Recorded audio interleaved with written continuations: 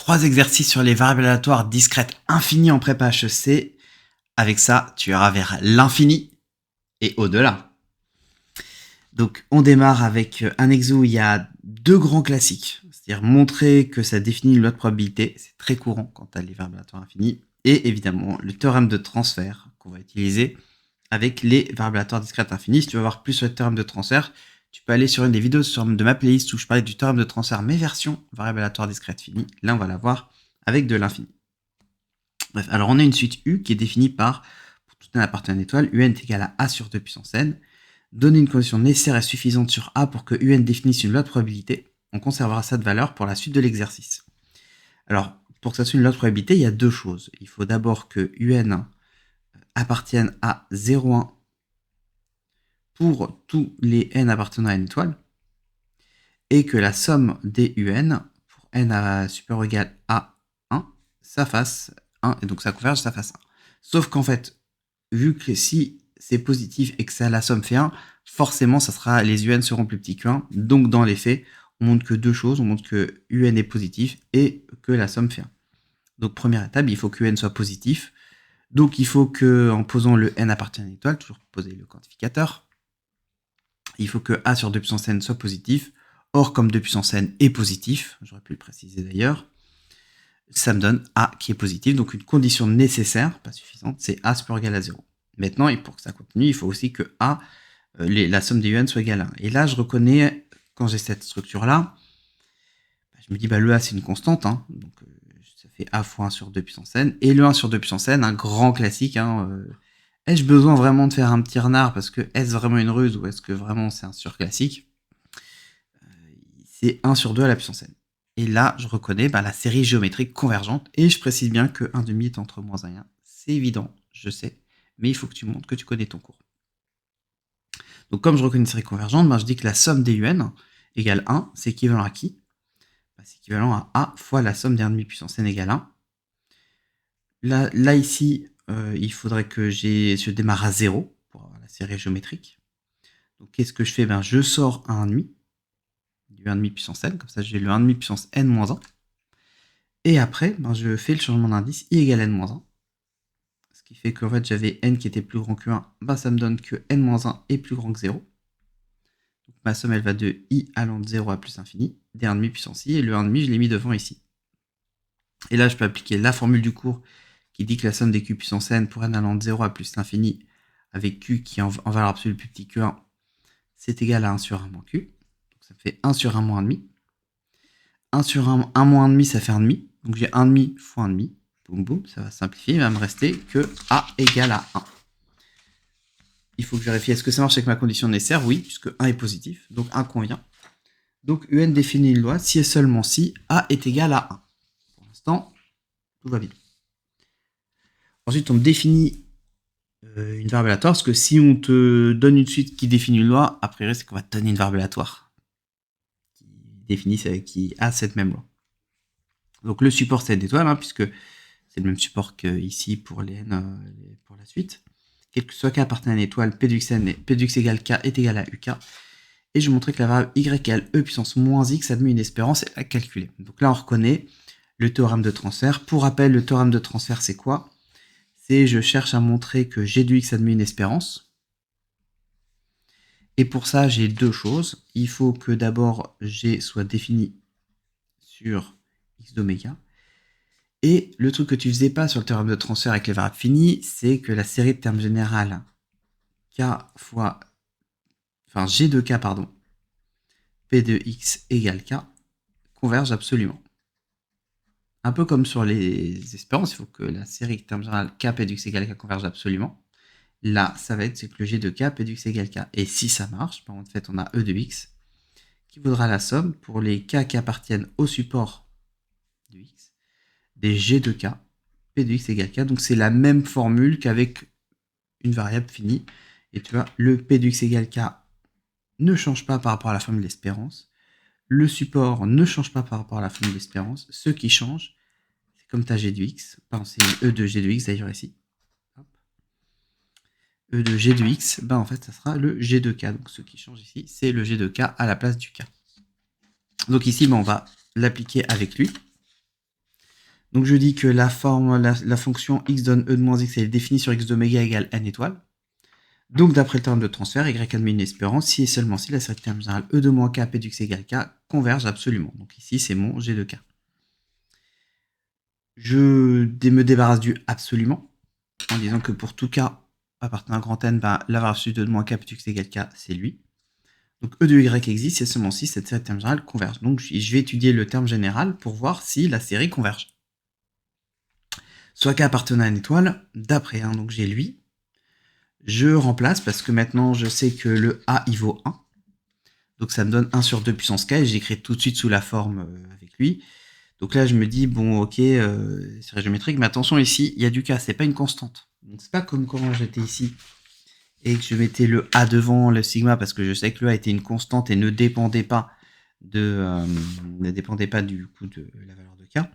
Là ici ça dépend de la valeur de K, donc je me dis je vais essayer de le mettre à la puissance K.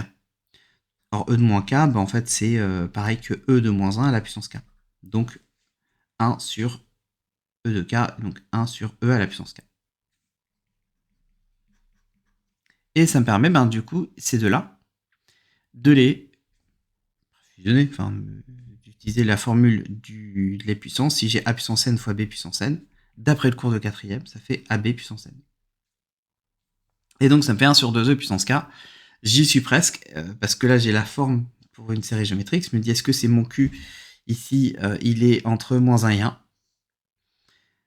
E c'est quoi? C'est 2,718. Donc 2E c'est 2 fois 2,718. Donc quand j'ai l'inverse, je suis bien plus petit que 1.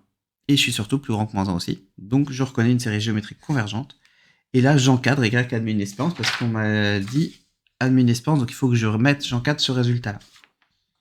Et après, je la calcule. Là, d'après le théorème de transfert toujours, je peux dire que de Y, c'est lui. Pourquoi? Parce que lui, c'est la somme des E de moins K p de x égale K. Il faut que je démarre à 1. Donc, il faut que je sorte un 1 sur 2E pour pouvoir après faire le changement d'indice I égale K moins 1. Et ça me donnera donc la somme de I allant de 0 jusqu'à plus infini d'1 sur 2E. Ensuite, 1 sur 1 moins Q. Ce qui va faire, quand je me mets le dénominateur 2E moins 1 sur 2E, j'inverse ici. Ce qui me fait donc le 2E sur 2E moins 1. Et les 2E vont se simplifier. Et donc E de Y qui vaut 1 sur 2E moins 1. Donc tu vois, pas de grande difficulté. Il y a un deuxième exo justement qui ressemble à celui-là. C'est un exo bonus que tu peux faire. Donc tu peux télécharger le lien dans la description pour le faire. Et d'ailleurs, tu auras aussi la correction de cet exo. Nous, on va se concentrer sur un troisième exo. Ici, montrer qu'une suite définit une loi et le théorème de transfert écrit Y égale 2 puissance X. Donc cette fois, j'ai une suite U, donc tu vois, ça va être le même, mais en un peu plus dur. Donc j'ai une suite U définie par quel que soit K appartenant à grand N, E de moins K, moins E puissance moins K moins 1. Et je vais montrer qu'UK définit une loi de probabilité. Donc pareil, je vais montrer la positivité et que la somme fait 1. Sauf que là, la positivité, elle ne rentre pas de soi parce que j'ai une différence. Donc il faut que je factorise pour faire un tableau de signes, enfin étudier le signe du produit. E de moins K, E de moins K moins 1. E de moins K moins 1, c'est quoi? Je me dis E de moins K moins 1, je peux le séparer, c'est E de moins K fois E de moins 1. Ce qui fait que ici, je peux dire que ça, en fait, c'est E de moins K fois 1, moins E de moins K fois E de moins 1. Donc si je factorise par le E de moins K, il me restera 1 moins E de moins 1. Ça fait donc E de moins K fois 1 moins E de moins 1. 1 moins E de moins 1, c'est 1 moins 1 sur E. Je mets au même dénominateur parce que j'ai une différence encore, donc je ne peux toujours pas faire. Donc ça fait E de moins 1 sur E fois E de moins K. Or, lui, il est positif, parce que c'est un exponentiel. Lui, il est positif parce que c'est E. E de moins 1, c'est quoi? Je précise que E de moins 1, c'est 2,718 moins 1 à peu près. Donc, c'est bien lui qui est positif. Donc, déjà, j'ai le premier truc. Maintenant, je vais essayer de calculer la somme pour voir ce que ça donne. Donc, soit n appartient à une étoile. Et la somme des UK, je peux mettre... je me dis, ça me fait ça. Alors, je pourrais mettre la forme factorisée ici, mais... Ça pourrait marcher d'ailleurs, en fait. On pourrait y arriver. C'est une deuxième méthode. Je pourrais dire ici que ça me fait la somme en disant que 1 sur E, bah, il est compris entre moins 1 et 1. Donc je reconnais une série géométrique, parce que ça me ferait la somme des E de moins K de E moins 1 sur E, pour K qui est super égal à 0 jusqu'à plus l'infini. Donc lui c'est 1 sur E puissance K. Et dire que ça me ferait du coup le E moins 1 sur E fois cette somme-là. Et ici ça me fait la somme des Q puissance K. Donc ça me fait E moins 1 sur E fois 1 sur 1 moins 1 sur E. Et lui pareil, ben, ça va me faire E moins 1 sur E. Et là ça me fait 1 sur E moins 1 sur E. Ça simplifie, boum boum, et il me reste 1. Maintenant, ici, je vois que j'ai un télescopage, donc je me dis, je vais m'amuser à faire un télescopage, c'est plus marrant. Tu peux faire les deux. Il n'y a pas une méthode qui est meilleure, mais voilà, je me dis, tiens, je vais te donner la deuxième méthode aussi. Donc ici, j'ai ça, donc je me dis, ben, je vais séparer en disant que lui, en mettant le moins en facteur, j'ai K et là j'ai K plus 1. Je fais le grand N, les termes s'éliminent 2 à 2. Le plus petit prend le plus petit, le plus grand prend le plus grand. Soit en passant, si tu as du mal sur le télescopage, regarde dans mes playlists, je crois que c'est dans les raisonnements logiques ou dans la playlist Sigma. Il y a plusieurs exos sur le télescopage. Je t'invite à les regarder, ils sont top. Donc les termes s'éliminent 2 à 2, donc E de moins 0 moins E de moins N plus 1. Il me reste à calculer, donc E de moins 0 c'est 1, la limite de lui. C'est une composition, donc à l'intérieur du expo, ben, quand N vers plus infini, comme j'ai un moins ici, moins fois plus l'infini, ça fait moins l'infini. 1 moins E de grand X, quand X tend vers moins l'infini, ça fait 1 moins 0. Donc par composition, lui fait 1. Et j'ai la somme du K qui fait 1, donc j'ai bien défini l'autre probabilité. Donc ça, c'est la première question. Et ensuite, ben, un peu comme tout à l'heure, je vais vous montrer que Y égale 2 puissance X admet une espérance et la calculer. Donc comme ce qu'on a fait tout à l'heure en début de vidéo, je vais dire déjà que la fonction qui a t donne 2 puissance t, ben, elle est définie sur le support de X, c'est-à-dire un grand N. X donne 2 puissance X est définie sur grand N. Donc d'après le théorème de transfert, Y admet une espérance si et seulement si la série de termes générale de puissance K, P de X égale K converge absolument. Je me débarrasse du absolument, tu fais toujours la même méthode. En fait, c'est ça la rédaction, en fait, ça te permet de te donner un cadre. Et un cadre, ça rassure parce que tu peux avancer tranquillement. Là, ben, valeur absolue, ben, on a le même à l'intérieur, donc du coup, si seulement si cette série converge. Et je vais m'écrire, comme tout à l'heure, le terme général. Et là, ben, je vais faire, lui, pareil, j'ai un 2 puissance K. Donc je vais me ramener à cette factorisation. Parce que je me dis qu'elle va pouvoir être bien, donc je refais ma factorisation. J'aurais pu rebalancer direct si je l'avais refaite. Hop. Et je regroupe tous les cas ensemble. Et donc je me retrouve avec 2 sur E. Puissance K, facteur de E de moins 1 sur E. Il va savoir quel est le signe de lui. E c'est 2,718, donc 2 sur E, ben, il est bien plus petit que 1. Il est positif, donc plus grand que moins 1. Je reconnais une série géométrique convergente, donc E de Y existe. Et donc E de Y, c'est cette somme-là. Le E moins 1 sur E, c'est une constante. Et donc ici, j'ai bien une somme des Q puissance K avec ma valeur de Q qui vaut 2 sur E. Et donc ça fait 1 sur 1 moins Q, donc E moins 1 sur E, 1 moins 2 sur E. Je mets au même dénominateur, ça fait E moins 2 sur E. J'inverse, lui, donc ça me fait E sur E moins 2. Les E simplifient. E de Y vaut E moins 1 sur E moins 2. Donc c'était finalement pas très compliqué. Donc ça, c'est des grands classiques à connaître.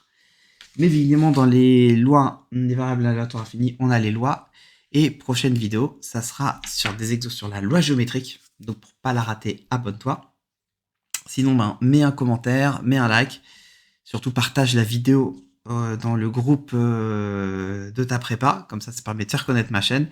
Et si tu as envie de refaire ces exercices-là et de faire d'autres exos sur justement les variables aléatoires, tu peux télécharger gratuitement le doc de 99 pages où il y a le cours et plein d'exos sur les variables aléatoires.